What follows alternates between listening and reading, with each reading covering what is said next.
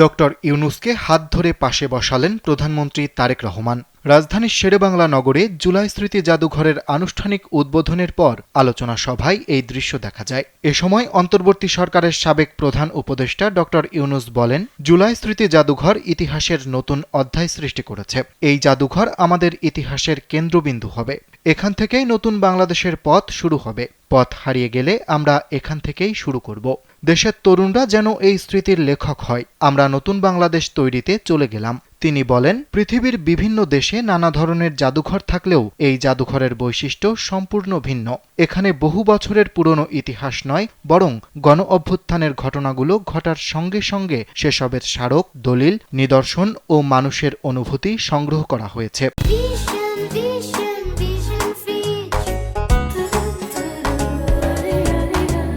সভায় প্রধানমন্ত্রী তারেক রহমানের কন্যা ব্যারিস্টার জাইমা রহমান, স্বরাষ্ট্রমন্ত্রী সালাউদ্দিন আহমদ, সংস্কৃতিমন্ত্রী নিতাই রায়চৌধুরী, মুক্তিযুদ্ধ বিষয়ক মন্ত্রী আহমেদ আজম খান, প্রধানমন্ত্রীর তথ্য ও সংস্কৃতি বিষয়ক উপদেষ্টা জাহেদ উর রহমান এবং বিভিন্ন দেশের কূটনীতিক সহ আমন্ত্রিত অতিথিরা উপস্থিত ছিলেন।